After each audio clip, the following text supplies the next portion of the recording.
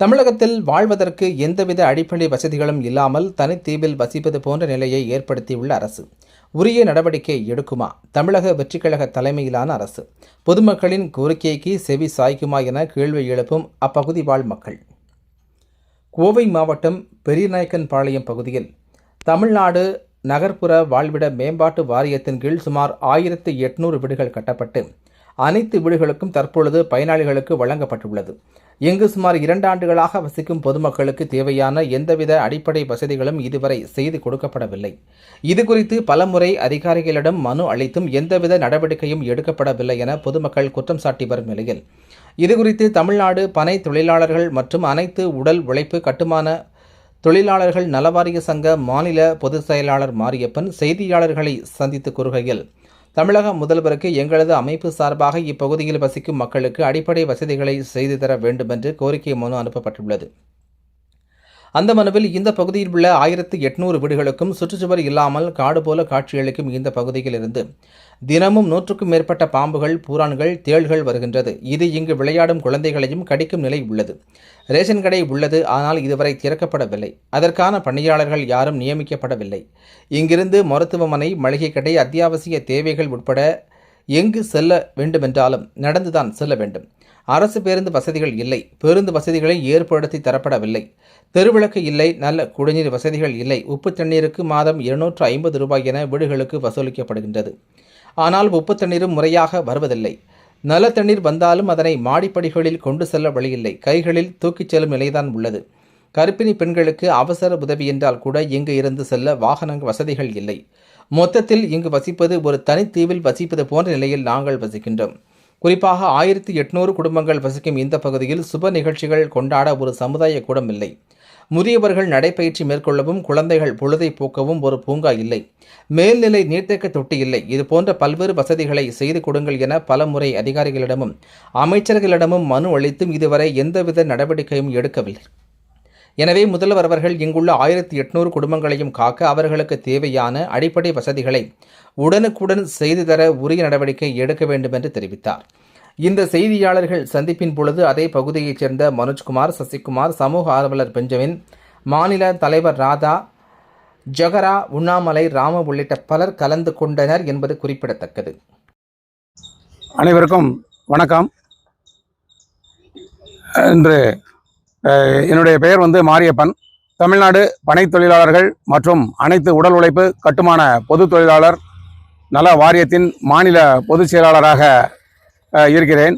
இன்று நம்முடைய முதலமைச்சர் மாண்புமிகு சி. ஜோசப் விஜய் அவர்களுக்கு பிறந்தநாள் வாழ்த்துக்களை தெரிவித்துக் கொள்கிறோம். அதேபோன்று இன்றைய காலகட்டத்தில் இந்த பிறந்தநாளை முன்னிட்டு கோயம்புத்தூர் மாவட்டம் பெரியநாயக்கன்பாளையம், குப்பிச்சிபாளையம் பகுதியில் நகர்ப்புற வாழ்விட மேம்பாட்டு வாரியத்தின் திட்டத்தின் கீழ் 1800 வீடுகள் கட்டி கொடுக்கப்பட்டுள்ளது. அந்த 1800 வீடுகள் மக்கள் அனைவரும் குடியேறி இருக்கிறோம் என்பது அனைவருக்கும் தெரியும். ஆனால் இங்கு தேவையானது அரசு பேருந்து வசதி இல்லை என்பது முதல் கோரிக்கையாக அதை வைக்கிறோம். அரசு பேருந்து வருவதற்காக நாம் பல முறை கட்டங்களாக பல அதிகாரிகளுக்கும் இது சம்பந்தப்பட்ட துறைகளுக்கும் புகார் மனுக்கள் கொடுத்தும் இன்னும் பஸ் வரவில்லை. இதனால் பள்ளி மாணவிகள் மிகவும் சிரமப்படுகிறார்கள்.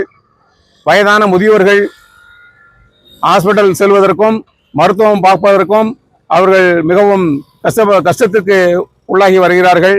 பெண்கள் வேலைக்கு செல்வதற்கு சரியான நேரத்தில் பஸ் வசதி இல்லாதனால் மிகவும் சிரமத்திற்கு உள்ளாகிறார்கள் என்பதை பற்றிய கோரிக்கை நாங்கள் வைக்கிறோம். அதே போன்று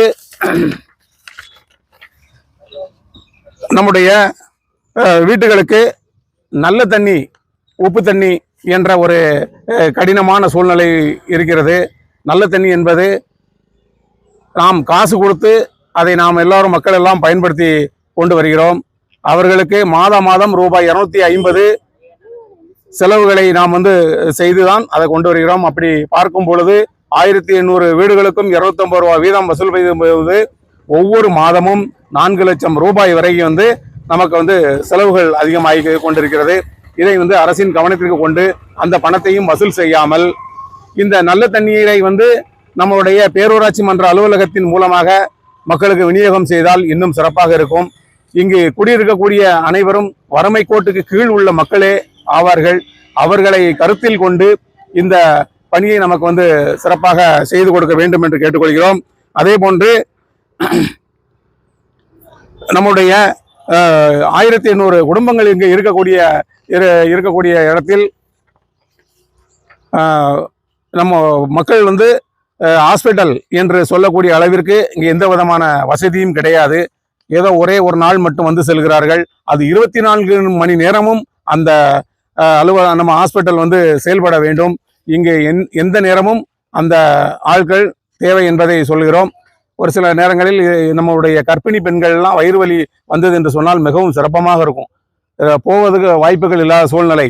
அதனால வந்து கண்டிப்பான முறையில் நம்மளுடைய முதல்வர் அவர்களுடைய கவனத்துக்கு நாங்கள் கொண்டு வருகிறோம். இதையும் நீங்கள் வந்து சொல்ல வேண்டும். அதே போன்று 1800 குடும்பங்கள் இருக்குது. குடிமை பொருளாகிய அன்றாடம் நாம் உணவு உண்கக்கூடிய ரேஷன் கடை என்பது நம்மளுடைய இந்த கிராமத்திற்கு இல்லை. நாம் வந்து எங்கிருந்து வந்தோமோ அங்க போய் தான் வந்து நம்மளுடைய பொருள்கள் எல்லாம் ரேஷன், அரிசி, பருப்பு, சீனி இதெல்லாமே வாங்க வேண்டிய சூழ்நிலை வந்து உருவாகி கொண்டிருக்கிறது. இதையும் நம்ம வந்து உடனடியாக ரேஷன் கடையும் நியாய விலை கடையை வந்து திறந்து மக்களுக்கு விநியோகம் செய்ய வேண்டும் என்று கேட்டுக்கொள்கிறோம். அதுவும் பயங்கரமான சிரமத்திற்கு உள்ளாகி தான் மக்களும் வாழ்ந்து வருகிறார்கள். ஆக மொத்தம் குறிப்பாக சொல்ல போனா இது வந்து தமிழ்நாட்டில் ஒரு குட்டி தீவு போல் நமக்கு வந்து தெரிகிறது. இந்த நன்றாக பாருங்கள், இந்த வீட்டை சுற்றுச்சுவர் வந்து எதுவுமே கிடையாது. வீடுகளாக கட்டி கொடுத்திருக்கிறார்கள். எந்த விதமான சுற்றுச்சுவர் கிடையாது. நிறைய வந்து நமக்கு வந்து சம்பவங்கள் வந்து நம்ம எதிர்பார்க்கிற வந்து கெட்ட சம்பவங்கள் நடப்பதற்கு நிறைய வாய்ப்புகள் இருக்கிறது. திறந்த வெளியாக ஏகப்பட்டது இருக்கிறது. இங்க குழந்தைகள் வந்து கடத்திட்டு போவதற்கு கூட வாய்ப்புகள் நிறைய இருக்கிறது. அதனால வந்து காவல்துறை வந்து என்ன பண்ணணும் அப்படின்னா, இந்த பகுதிக்கு வந்து ஒரு செக் போஸ்ட் போட வேண்டும். கண்டிப்பாக அதை ஒரு காவல் நிலையமும் துணை காவல் நிலையமும் அமைத்தால் இன்னும் சிறப்பாக இருக்கும். மக்களுக்கு பாதுகாப்பாக இருப்பதற்கும் இந்த கோரிக்கையை நாங்கள் வைக்கிறோம். அதே போன்று நடத்துறதுக்கு நம்ம மக்கள் வந்து சுப நிகழ்ச்சிகள் நடந்ததுக்கு ஒரு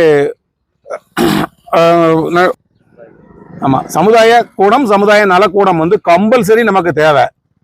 பல முறை நம்ம வந்து அதையும் நம்ம வந்து சம்பந்தப்பட்ட அதிகாரிகளுக்கு சொல்லியிருக்கிறோம். இந்த மாதிரி எங்களுக்கு வந்து சமுதாய நலக்கூடம் வேணும் அப்படின்னு சொல்லியிருக்கோம்.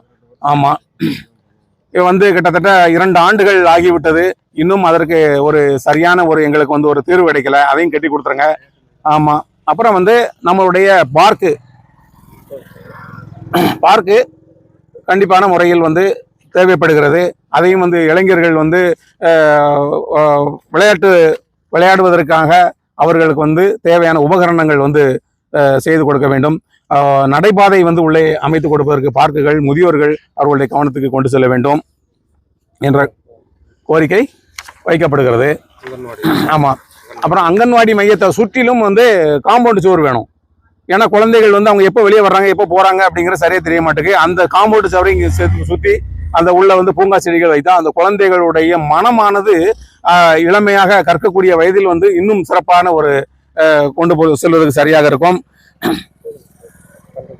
இந்த 60 வயதுல உள்ள முதியோர்களுக்கு அரசு வந்து அறிவிச்ச மாதிரி 60 வயதில் உள்ளவங்களுக்கு காலை, மதியம், இரவு இந்த 3 வேளையும் வந்து உணவு கொடுத்தால் இன்னும் சிறப்பாக இருக்கும். அவர்களுடைய வாழ்வாதாரமும், ஏன்னா எல்லாருமே வறுமை கோட்டுக்கு கீழே தான் உட்காந்து வாழ்ந்துகிட்டு இருக்காங்க.